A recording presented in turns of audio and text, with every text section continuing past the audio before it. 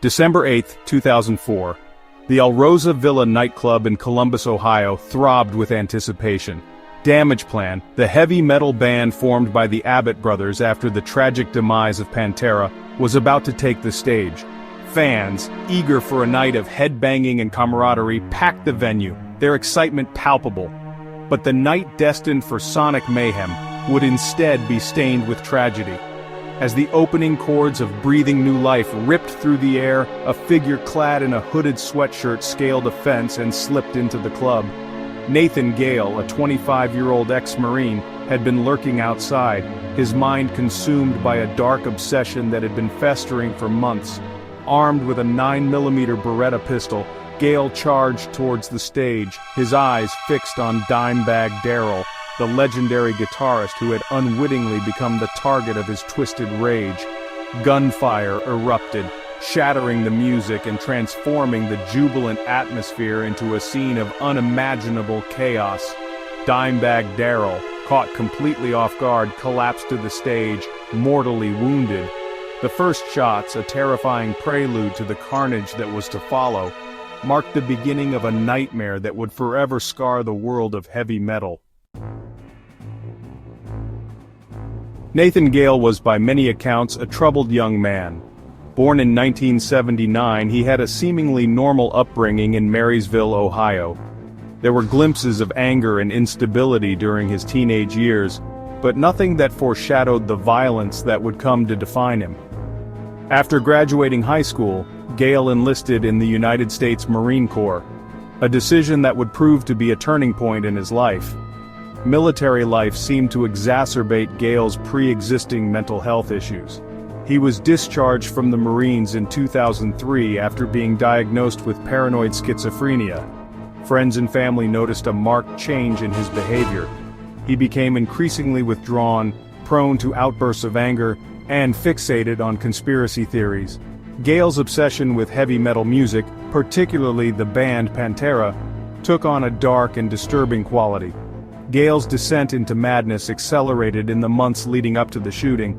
He began to believe that Pantera, and specifically Dimebag Darrell, had stolen his lyrics and were trying to destroy his life. His delusions intensified, fueled by his untreated schizophrenia and a toxic mix of heavy metal and paranoia. He would often rant to anyone who would listen about Pantera, his voice filled with a chilling mix of anger and resentment. By 2004, Nathan Gale's obsession with Pantera had spiraled out of control. He blamed the band, and Dimebag Darrell in particular, for his own personal failings, his delusions twisting reality into a dangerous narrative of persecution. This obsession manifested in increasingly erratic and disturbing behavior. He alienated friends and family with his constant talk of Pantera, his words often laced with anger and resentment. Months before the shooting, Gale had a run-in with Damageplan, Dimebag's new band, at a concert in Cincinnati.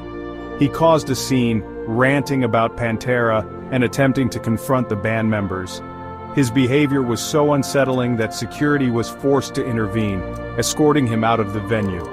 This incident, a chilling foreshadowing of the tragedy to come, highlighted the depth of Gale's obsession and the potential for violence that lurked beneath the surface. In the days leading up to December 8th, Gale's behavior grew more erratic. He withdrew further into himself, his mind consumed by his delusions. He spoke less, but when he did, his words were filled with a chilling intensity. He seemed to have accepted his twisted reality, believing that he had to take action against the band that had wronged him. The murder of Dimebag Darrell sent shockwaves through the music world and beyond. It was a brutal act of violence that robbed the world of a supremely talented musician and a beloved figure in the heavy metal community. The tragedy left fans devastated, musicians shaken, and the future of heavy metal uncertain. In the wake of the shooting, concerts were canceled, security measures were heightened, and a pall of fear hung over the once vibrant metal scene. Despite the darkness of that December night, Dimebag Darrell's legacy endures. He is remembered not for the tragic way he died, but for the way he lived, with passion, humor, and an unwavering dedication to his craft. His innovative guitar playing, infectious energy, and genuine love for his fans cemented his status as a true icon of heavy metal. His influence can still be felt today in the music of countless bands and the hearts of millions of fans worldwide. The tragic death of Dimebag Darrell was a stark reminder of the fragility of life and the devastating consequences of untreated mental illness. It forced the music industry to confront the issue of security at concerts and the need for greater awareness of mental health issues within its ranks. While the pain of his loss will never fully fade, Dimebag Darrell's music and memory continue to inspire, reminding us of the power of passion, the importance of community, and the enduring legacy of a true original.